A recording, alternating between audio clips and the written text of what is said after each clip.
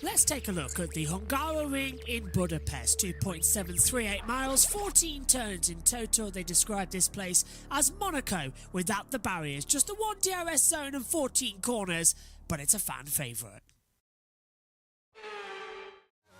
Good exit on the last corner and then booted hard on the run down towards turn number 1. Now, it's a downhill braking zone as well, and it's quite treacherous in the wet. So take a long sweep in, third gear, inside line. You're already on the power at the exit with the DRS open as you run down towards the kink at turn 2. It's all of a double apex hairpin. You sort of throw the car in and hope it sticks to the centre of the track. Kink at 3 rises you up the hill towards turn number 4. Right at the top of the hill, fast speed, down 2 gears, flick the car in, don't go all 4 wheels off the track. Now it narrows up as well. Up through 6, 7 and 8 chicane is really tricky. Single file, nasty bumps either side. It really unsettles the car. Now this is the most feared part of the track. Single file, quite quick, sort of Mickey Mouse, backwards and forwards. Think Maggotts and Beckett's, but a lot tighter. Out of turn 11 and 12, the car wants to open up and sing, but it's sort of held back. It's like you've got a dog on a lead. Down now in towards turn 12, flick the car in, back on the accelerator. Turn 13, lovely. Concrete inside, nice and slippery in the wet, but nice and dry and grippy coming in the race. Last corner, turn 14, similar to what we have at the Nürburgring. Flip the car in, take a nice tight line, a lot of power at the exit. You can keep up across the line, and that is a lap of the Hungaroring.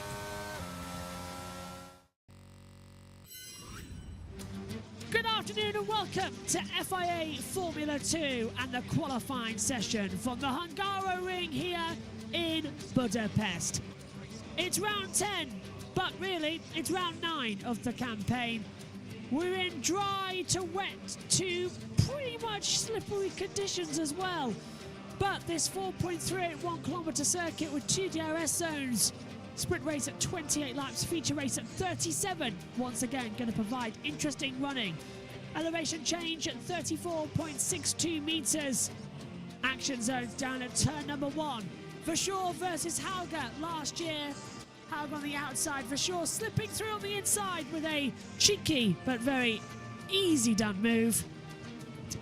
How about down at turn 2, Fittipaldi versus Vesti. Fittipaldi right round the outside, becomes the inside for 3 and slips back through. How about down at turn 12, Ilott versus Alesi, back on the inside for power. And that was back, of course, during the pandemic, when it was round 3 of the season. Well, we had a wet free practice 1 for Formula 1, a wet to dry qualifying session for Formula 3. It should now be dry. Alongside me in the commentary box still is Omi, and Tom Dillon's rejoined the team. Tom, we're in for an interesting one as the green light goes on. Everyone's going to go out there pretty much looking like on dry tyres. Should do. Track is being registered as dry. DRS is obviously enabled, as we would have expected at this stage. So, yeah, absolutely. I think chance for some fast lap times, chance to lay the rubber down as well for that Formula 1 session. A little bit later on. I understand, I believe, weather forecast for the rest of the day is dry, so there's not really a concern throughout the course of this session, but you never know. We'll keep an eye on it as well, and you can get in touch with us on YouTube and on Twitch. Just use the chat, we can see it up here in the comments box as well. Omi, afternoon. This should be an interesting session as well for Formula 2, because this morning's opening gambit was dramatic in dry conditions, but Vesti, our championship leader, wants pole position and needs pole position to increase his gap up in the standings. Yep, he absolutely does. Currently 6 points ahead, so he does need to he really needs to make sure after what happened last time out in Silverstone in the feature race to have a good result here, and he's going to be hunting for that pole position. It's definitely going to be another great Formula 2 qualifying session. Formula 2, I have really just enjoyed it this season. Yeah. As we check in with a man currently who is second place in the standings, as I just said. But Formula 2 qualifying races, Formula 2 just been brilliant, just absolutely brilliant. And this is why it is my favorite racing series, Formula 2. Great series, really do enjoy it. Single seaters and absolutely phenomenal. This series is. I think you've just made a record for saying Formula 2 in the space of 30 seconds or so. Not even Alex Jakes could do that. He's on the commentary. They'll do a few cycles, won't they, Tom, in these conditions, get some temperature in. The track temperature's at 30.1 degrees, but it's going to be less than that for these tyres. We'll see Mick Doohan, 5-time world motorcycle champion in MotoGP. But yeah, they're going to take a while to get back up to speed, aren't they? It will. Temperature is 22.7, air at track 30 degrees. So we're about on sort of regular condition in terms of that side of things. Do take a couple of laps to get up to temperature with the tyres, as you said, in Formula 2. So, you know, these guys will be keen to do that. I wouldn't expect lap times to be particularly quick first up. But it's also all about making sure you look after those tyres. Oh, You don't want to go out and... You know, you don't want to go out and do all of this warming up the tyres, then find yourself with no tyres left for your third lap. I think that start-finish straight, to quote a member of FIFA, I feel a bit Qatari. That start-finish straight, every single banner is Qatar Airways. Literally, every single one of them. Somewhere in the back of the commentary box in this Discord server, Ed Hunter is literally going ape about it all. I can sense it. I can feel it, yeah. It's also in the name, isn't it? Qatar Airways Grand Prix, Hungarian Grand Prix. Yeah, that's it. Well, to be fair, I'm very glad. I know it's horrible, by the way, that we didn't have a race here this year and everything, but let's hear from Frederick Vista. It's one of the tracks I've driven the least on. I only did one race weekend here in F3. It was actually a really wet weekend. Despite the high temperatures, we managed to find ourselves racing in the wet, exclusively in the wet. So, you know, it's always more fun in the dry, so let's hope for some dry races this weekend, this year. But last year I was on the podium in the feature race, P3, and was really, really close to P2. So, yeah, let's go for one better this year, and yeah, it should be a good one. There's Ollie Bearman. All I'm saying is, and I'm getting it up on my screen just to double check, I'm very glad I didn't have to say the Formula 1 Qatar Airways Grand Premio de Made in Italy delle Emilia Romagna Grand Prix of 2023.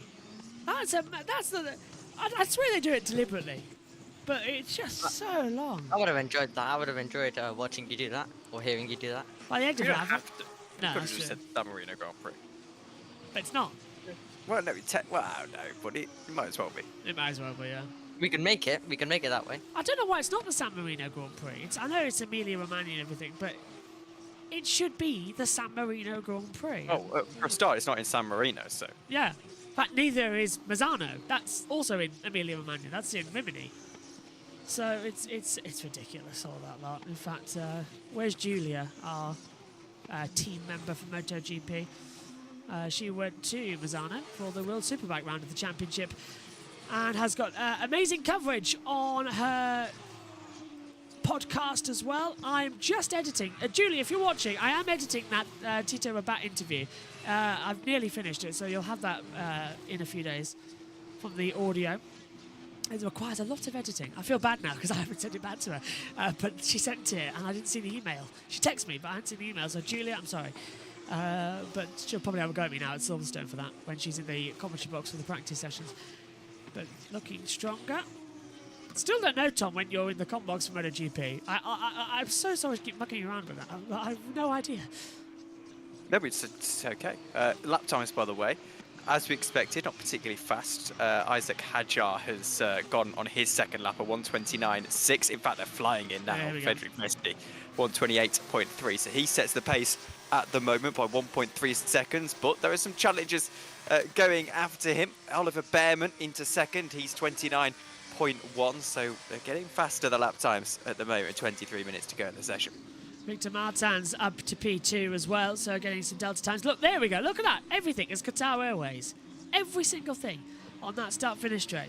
There's a bit too much of overcompensating. There is Theo Portier, or Theo Portier, or as I like to call him, TP. In the paddock as well, everyone calls him TP, which I found hilarious. There's the Rolex advertising banner. Here is TP, what's he done? Down in towards turn 11. And Portier swings it in. Oh, well held, sir. Very well held. That rear was going to step out of the wet line. Yeah, we're gonna see on board from him, but yep, nothing too bad for him as he just loses the rear a tiny bit back on the power. Everything fine though for him as we join Jack Doohan pushing on race control. Ow. That is Portier's lap time that he did at turn 12 as we saw, but Doohan, Jack Doohan currently in second position. I kind of expected a bit better for him this season. Did I of Jack Doohan after the last few seasons and also in Formula 3 if we go back all the way to Sochi, and I drive for myself that statement all the way back in 2021, I remember that one. But yeah, I was kind of hoping that Jack Doohan would do a tiny bit better, but yeah, so he can sometimes be up there. He does have pace sometimes, but not consistently. I think Alex Jakes is still having nightmares about that one. That season. Whole time here last year, Josh, was Yep. 127.9, so we're actually very, very close to it. 128.3 this early stage in the session. That was similar to Marcus Armstrong's time last year, actually, with a 128.311, as Rain. Iwasa is starting to see some rain in Sector 2. I would wager that he is talking nonsense. Yeah, just to It could even be spook sweat. everyone, yeah. Spook everybody a little bit and just see where you're going to run to. But I would agree it's sounding nonsense to me. I can't see why. My OBS all day, by the way, has been flashing a sort of greeny amber, like a mucus green. It's flashing to me, and I don't know what's causing it. So I think will we have enough time? No, we won't. We'll be straight in, won't we? Because some idiot has decided to schedule the F2s and F3s and F1s right together again. Similar like Silverstone. Yes! Who does this? Who's in charge of the scheduling? Can't be for the Porsches, can it? Because the Porsches qualifying's on in the afternoon. Is Porsches qualifying tomorrow? Josh T, That you're in the takes place on a pits. Saturday. Friday is practice, Yeah. Saturday quali, Sunday race. But obviously for Zandvoort it's a bit different because on Saturday we also have a race as well. Yes, we do. And I believe Josh T will be with us in the box for Zandvoort. I don't know if it's race day or Saturday. Is he there? Josh T, are you in the pit lane? Yes, hello. Hello, which one are you in the box with me for? Like, actually physically in the box? What one's for that? Porsches? No, is it Zandvoort? Is it the Saturday or the Sunday? Because you're at Cadwell, aren't you? When I'm actually at yours. In this commentary box, yes. Sunday Zandvoort. Sunday, Zandvoort. There we go, yeah. If that's still going ahead. What, are you not coming down? No, Oh, as yeah. in, I'm coming down, so yeah. Well, yeah, you may as well. We'll tidy the box up a bit, obviously, so your dad can sit down. Is your mum coming too? We'll get some tea. Yellow. Yellow's out. Very long story with that. All right, so Oh, what's happened here? beef. Crawford's Oh, that, no. Crawford's that time deleted. Yellow sectors 2 and 3. Is this going to cause a... Oh, it will cause a red flag. Oh, Into the barrier goes Roman Stanek. And he's damaged his front wing and red flag. And that's... There is a little bit of rain on the radar as well, gents. Roughly about now. It's only a little bit of rain, though. We Yeah, might and get a that's- delay here to F1, I'm thinking. Go on. it better not cause the same chaos we had last time of them shortening time, and I cannot be asked to deal with all of that again. I'm just trying to think about... I'm glad we've got a short intro for F1 as well, which is just the theme music. Because that's what we might need for practice too. Okay. Oh yeah, that also reminded me, Josh, are you able to send the Hungry file over? Oh, this one. Oh, yes. I know what you're on about. Yes, I will. Also, you don't need to screen record because every session's been recorded. I'll upload those as well, so you can just download those and edit. Brilliant. We're not falling into that trap anymore of having problems with FOM. So, red flags are out. And what we've got this time, let's take a look at how Roman Stanek's done. I presume Tom is... Yeah, never mind, he's looped it round. I difficult to tell whether he's lost that under the brakes, or it'd be nice to see an on-board picture of that. To be honest with you, whether he's lost it under the brakes or whether he's done something else as he's gone into the wall. But it won't tell us. We just have a red flag, and that's all we know at this stage. Clock stops with the red flag as well, of course. Yeah, and I'm looking at it and thinking we've got 19:32 to go, and it's currently 15:12 UK time. That's 16:12 over there, and their session, don't forget, starts for F1 at 5. So, slightly worrying on everything there. Oh, by the way, do you want to know something I found out? Go on. Go on. They've cleaned the commentary box windows. Yeah, hungry. Yeah, do you know why? Well, I should hope so. Yeah, but do you know why this is important? Go on. This is a fact. The windows of the commentary boxes have never been cleaned since 1986 when we first came here. The commentary box windows were never cleaned. This year, they've been cleaned. Please. I don't buy that. It's true. It's genuinely true. I always say it as well. The Hungary commentary boxes are the worst in the world because they are right above all the food outlets for the fans. They are, if it rains, they flood, like quite quickly, and little hornets and wasps' nests are always in the commentary box. And It's a bit silly anyway, though, because you don't actually need to see the track. Yeah. I mean, I would wager that David Croft probably looks at the track twice during a Grand Prix. yeah, I think Martin looks out the window at the start of the race, and that's it basically. Yeah, that's fair enough. Yeah. I mean, I don't know. I'd rather be looking at the TV pictures, and I'd only look out the window if I was trying to tell if it was raining or something. But then I've got the Now- door. the big question: do they see TV pictures delayed in the commentary box? What's the delay like? Like us, you're thinking, are they on Well, an 8-second 'cause- delay? I know when I was doing karting stuff, I know for a fact that on the big karting broadcasts, at least in this country anyway, so not on telly, obviously, Yeah. they have delayed pictures to the point that they're in an office, they can't even see the track, and whether they're at the track, that depends. So they're completely delayed pictures. So I wonder, are they delayed by like, my logic Yeah. would be that I they're think- only delayed by like a second, so you can look out the window and it doesn't make a difference, or are they full on a 5-second delay? Now, I think they could be because we've seen before Yeah. the Channel 4 commentary box, David Coulthard goes like this to Alex Jakes Yeah. to kind of say who gets the... So if you remember the highlights video from the 2022 race, David Coulthard goes like this to tell Alex Jakes it's a pretty equal start between the top two. So yeah, I'd say that could be the possibility because Coulthard looks out of the commentary box while Alex Jakes obviously looks at the pictures, and then it kind of tells Alex Jakes who's got the best start. But he can also seconds, guys. see that by Because it watching the was same my, pictures as first, Alex Jacks. feature race win in F3, and I think my only feature race win in F3. But it was a great moment, yeah, I remember being on the podium as well with the Oscar Piastri. It's now in F1, and it was a great championship. I think I was with Logan as well on the podium, so 2 F1 drivers, and yeah, it was a great victory. My first one in my second one in F3, first feature race win, and also 2022 in F2. So 2 wins here. I love this track. It really matches my driving style. I like technical corners, slow corners, and I love this track. Right, there's temperature. Right, I mean, I've just thought of a point. go on.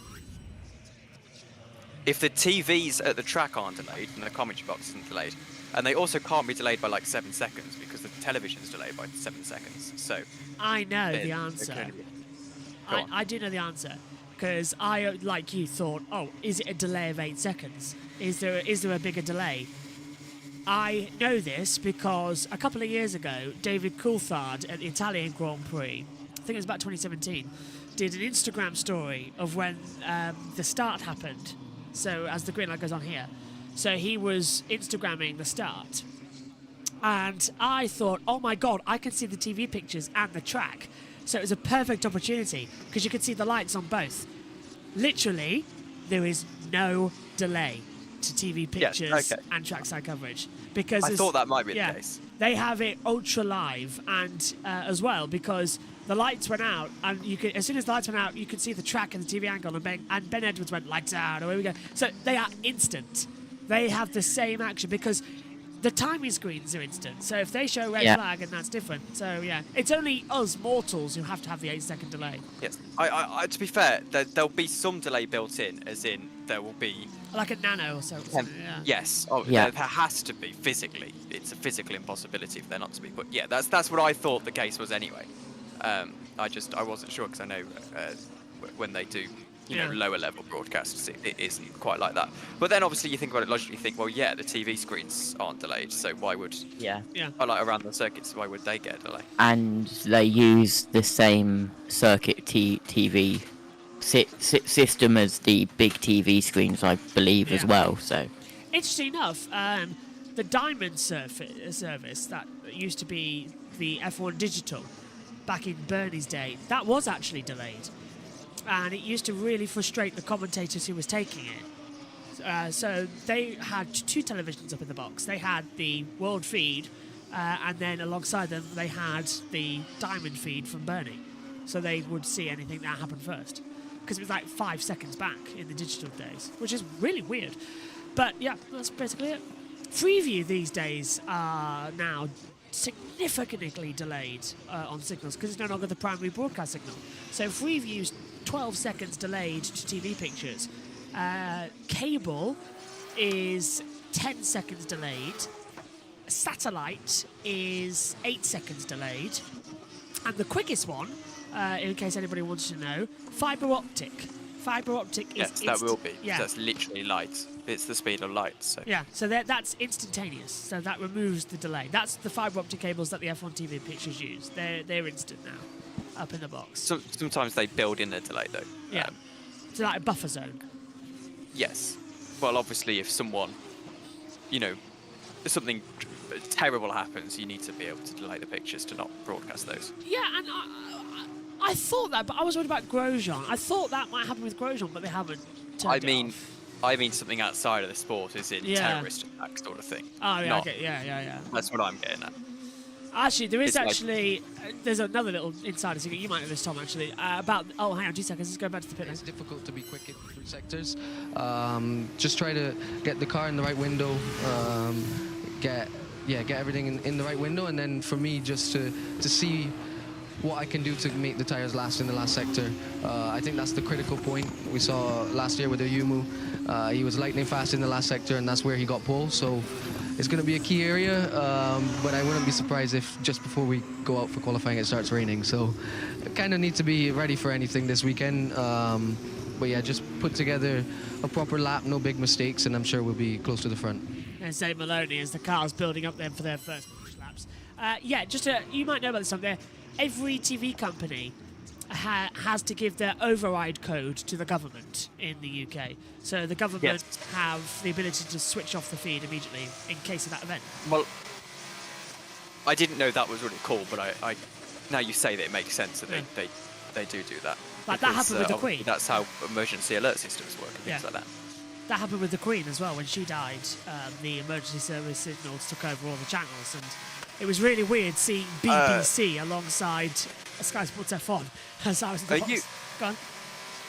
Are you sure? Because I thought, for example, ITV and Channel 4 went to their own newsrooms. They did, but there is an override signal for the BBC to become the sole, because BBC had to broadcast it first. They had to, so then... Yes, I knew yeah, that. They yeah. get the news Yeah. before everyone else. They have the override feature, don't they? So, yeah. Same with radio, Um, actually, as well. In That fact, was one of the big Yeah. questions, actually, when the Queen, before the Queen passed, sort of in the years leading up. It was like, well, here's the protocol, but in the modern day, as Jack Doohan, by the way, goes into third at his best lap time at the moment, 1:28.1, so a little bit of a ways off of our current lap time, which, by the way, is faster than the pole time of last year, I believe. I would double check that. But the big question was, well, in the modern day, will the BBC actually get the news first, or would a tabloid sort of break it? Because I know the sort of, not conspiracy theory, but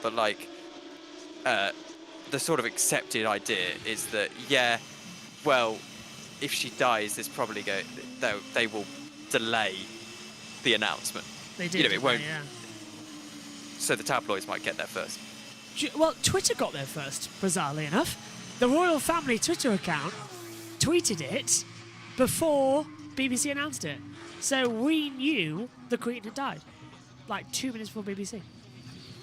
Yes, well, I feel like I'm a bad influence on you guys because every time I'm in here, we don't actually talk about the racing, but we should probably take stock of what's going on. There's two on the, cars. There's only race two. track. Yeah, well. There's 2 cars out there, and everyone's slipping and sliding still. So there's not much going on yet.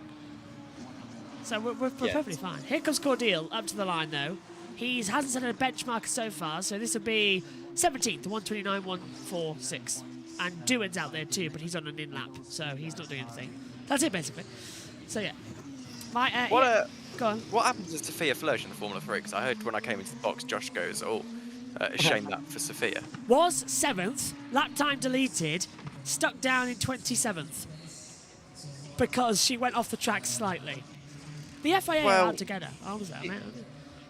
She doesn't help herself, does she? I feel bad for her because she probably could have done something, and then that crash just set her back Yeah. years, and you can't really go from there. And Austria was super unfortunate for her as well. Disqualification when finishing in the points. Why she continues F3, I don't know, because I think it's obvious that the Formula 1 thing's not going to happen. It's obvious that to be blunt about it, it's obvious she's not good enough. So I'm surprised she doesn't go to another series like WEC again and try and make something work there. To be fair, I'm trying to think.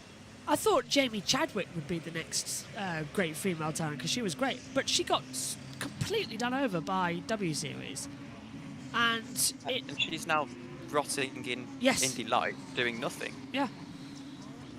So, She's been awful Indy Lights this year. I know. Or Indy Next, whatever it's called. Well, Indy NXT, isn't it? Yeah, that's really. But yeah, she has. So, who is going to be the first female driver in Formula 1 since 1992? It's really difficult to tell. Well, technically since Susie Wolff, because she did it in 2014. But who is going to have that opportunity? Who's going to have the option to go for it? I don't know. I just don't know. Emma Kimalainen has sort of drifted away since W Series.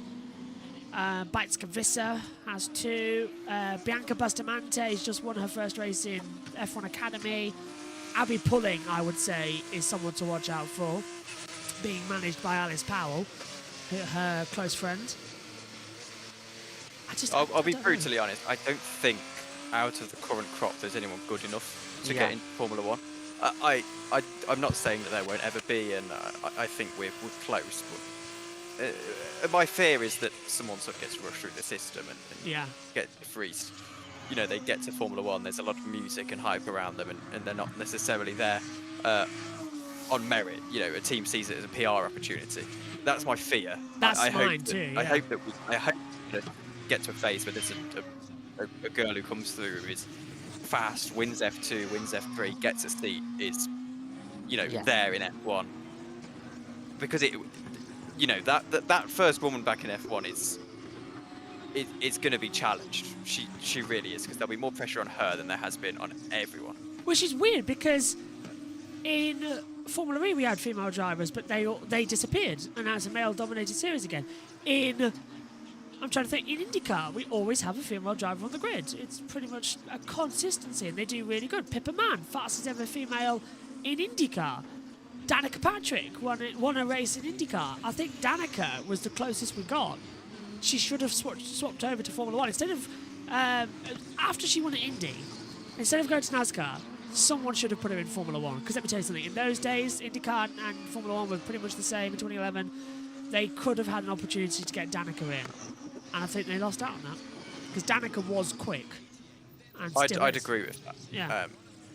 I think, Danica was probably a good enough driver to do something. Although the problem you've then got is, again, 2011 was a different climate, wasn't it? And I think Williams sort of passed out on the opportunity to go for Susie Wolff. Yeah.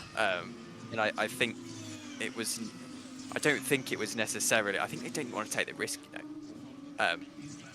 they saw it too big a risk, if that makes any sense. I know what you mean. But Susie Wolff, again, a great loss because she's retired now from competition. But Susie had 1 DTM had beaten Coulthard, was beating Paul di Resta, she was a very quick driver. And Williams chose Pastor Maldonado and Bruno Senna.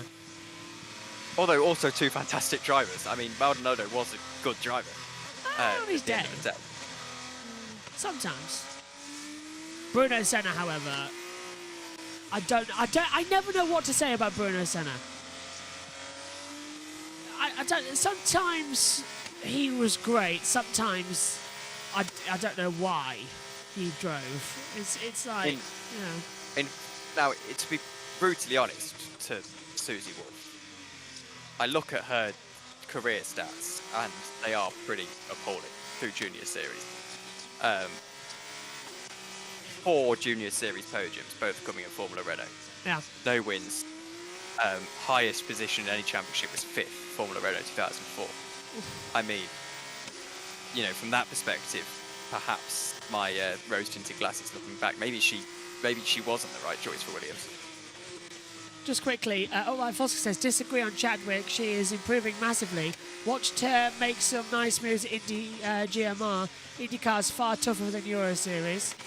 Adam agrees with that. Tougher cars to drive anyway. We'll see very soon when she returns to Indy GMR in 3 weeks. I'll be bull there. And Adam says, back in the day, DTM, there was a lady named Ellen Law who actually won a race, drove for Mercedes. I forgot that. Yeah, actually, I remember that. So, Yumi Iwasa is up in the high range, almost at 200 beats per minute on the heart. Yeah. See, he's driving a car. That's normal. I was commentating and mine was 160 and I got told I needed to calm down. Josh, you always need to calm down. I know, I'm not a racing I was driver. up by, before I started hitting cardio hard, I was up 200 when I ran a mile. Oh, As Iwasa goes to 5. Ooh. Goes to 5th place, rather. look at Pourchaire, purple in the second sector. Vesti's purple in the first. Pourchaire goes by 1,000th of a second to provisional pole position. And Vesti's down in the middle sector. And he's got blocked in the last corner. Leclerc's moved up to 11th. Who's up into 6th position? Maloney. Thank you. I was going to say Maldonado then. It's on the brain. Vesti to the top by a 10th. 127.767. 767. How good report? Yeah. 767 rings a bell for me, and I don't know why. That's an ERC car. Someone runs it in ERC. Ah, thank you. Thank you. May to 4th as well. The improvements now starting to come. Hadjar goes 9th as well.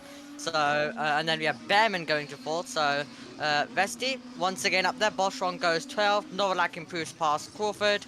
And then currently as well, Vasseur getting a tiny bit out of shape, though, I have to say. A tiny bit. Brad Benavides goes into 20th place. And then Derivela goes 5th. So, a lot of improvements coming in. As Novalak also to 13th as well.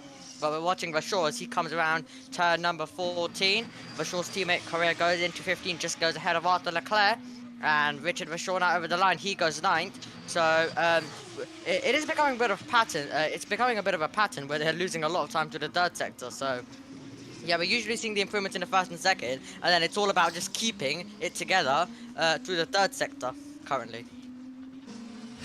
Oh, right, Fossil says he's ordering his Chadwick merch today to Adam as well. Get that in. Pay her directly, that's all I'm saying, because she still hasn't been paid the $1.5 million that W Series owe her for those 3 championships she won. $500,000. She hasn't received any of it.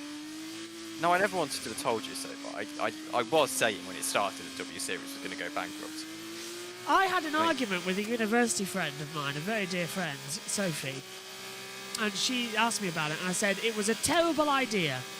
And she was going, yeah, but why? Would we deserve the World Series? I was like, no, the minute you segregate racing, the minute you kill racing. It's not the difference. Motorsport's the one thing you can both do. And it's like, well, and we were proved kind of right. I said it was a stupid idea. Yeah. I stood by it as a stupid idea. And it turns out it was a stupid idea. And it went bankrupt. I much prefer the F1 Academy's route. That seems to me a very good little foundation. Because Well, it's... Yeah, go on. Even that, I'm more of the opinion that you promote. I'm of the opinion that we don't have the same problems that we had 20 years ago or so, even 15 years ago. Yeah. And that the best way to get them through is to just mix them in with the boys, and they will rise to the top. The ones that are good enough will rise to the top. Whereas all you do by separating it out is you create this false equivalence between the two.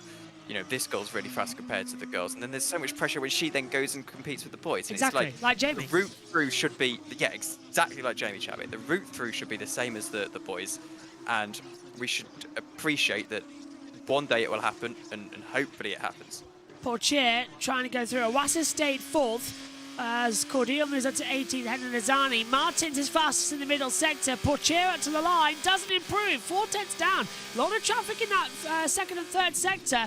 It's hindering him. Martins was slowest of all in the first sector. Personal best in the second sector. Now he's gone green though because someone else gone faster. Martins goes to the top by 39,000. So 127.728. But look at Vesti.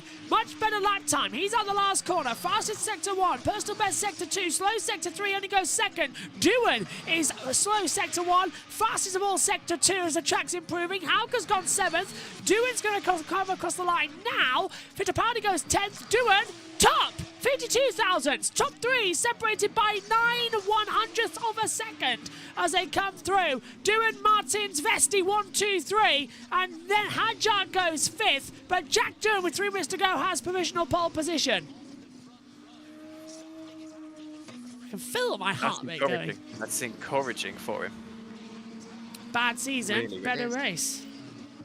It is after all I've been saying so far about he just needs to maybe be a bit more consistent. Well, he does have the pace, and there's your example. But let's see what he can do as his father watches on as well. But very close. The top 3 all in 1/10 of each other, and then when you get to the drivers in about well, we could start off with Portier and downwards. You just need to gain a few thousandths, and you could find yourself a few positions up as well. So. Yep, really, really close. Just let Synth know, yeah, we need help on race 1 if you're around, Synth, on Saturday. If you're around for that one. Vesti slowing down a little bit as well. Just getting some delta. Oh, hello, stewards. It's involving Correa and Novalak in impeding. We'll investigate after the session. Oh, no. So I'm keen to see now top 5 basically. I think all of them within a couple of attempts of each other. They're probably your shouts for pole position here. Maybe Awasa, but I think top 5. Keep a keen eye on them. Oh, Behrman, lap time to lead for track limits Oh. at turn 11. Oh, no. This is getting Yeah, you worse don't now. want that. I'm getting alarmed. That's what I'm doing. Just feeling the pressure ever so slightly. Vesti's pitting. Vesti's done. Fuck, half the field. Awasa, Behrman, for sure. Maloney, Leclerc, Stanek, done. With Are they all more done? coming in. Yeah, Crawford in. Race control. Leclerc lap time deleted. Oh. Well, a few of them aren't done, including Portier and Martins. Both ARTs still currently pushing on, but Vesti from 3rd is done so far, so that's going to make it. Surely more interesting race control messages keep popping up. That is going to be Versure's lap time deleted at turn number 11. Dewan is also finding time, so this is going to be a great ending now because Dewan's improving, Martins is improving, Portier was improving, but he's backed off now, so he wasn't getting time to the second sector. But let's see what Martins can do as he's heading to the final few couple of corners now, Josh. Martin's going to try and do it then into the last couple of corners. He's down in the middle sector. Might still have Delta, though, but has it dawned on him that he's not going to be on pole position? He's P2 at the moment. Out of the last corner. Martins gives it in his all. Can he get anywhere closer to his teammate across the line? Answer no! Still Dewan looks mega, though. second. Dewan is going mega. 5 seconds in the qualifying session. The checkered flag is out now. Dewan almost certainly has pole position. There's only... And he's backed off. Martins can't improve. Hauger's slow. Lazani's off. Benedive's off. It's Jack Dewan has got pole position here for the Hungarian feature race on Sunday. That, I believe, is his first ever career pole position for Jack Dewan. Mega for Incredible. Virtuosi. Incredible by Jack Dewan. Let's listen. And that is P1! Come on! Thanks, guys. Oh, for everything. Oh, thanks so much. Yeah, mega times. Doohan, Pocher, Hagen, Azani. Benedives up to 21st. Improves on time, not position, because Stanek also out of the race. He caused that red flag earlier on. And yeah, also Jack Doohan did get pole last year as well at Monza. Ah, so he's second pole. First of the season, though. Second pole, yeah. I remember, I think it was Evaso was actually going fast through the third sector, but he binned it right at the, well, Parabolica, but now it's... I remember that, yeah. Yeah, Alberto, what is it now? The final corner.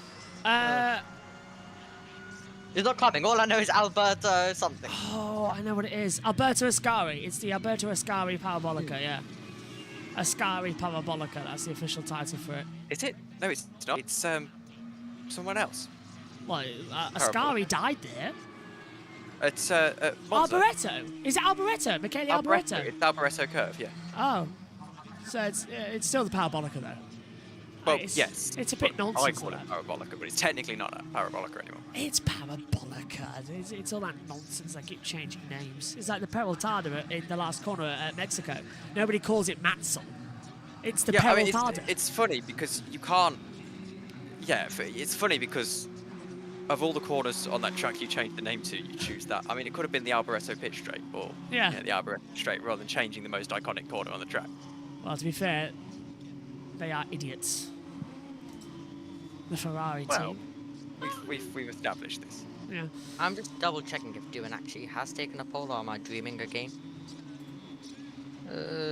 Oh, he took his third pole at Monza, so he's clearly had two before that. This must be his first of the season then for Doohan. Yeah, would be his first. But he would have taken two more before that in the 2022 campaign, which I think he was pretty good in that season. Was up there, maybe not consistently, but was up there a bit more often, but returning back to the front. Let's see what he'll be able to do in the feature race. But yeah, I'll have Martins, Vesti, Pocher, two drivers who have been pretty strong this season, so it's going to be interesting to see what if he will be able to hang on.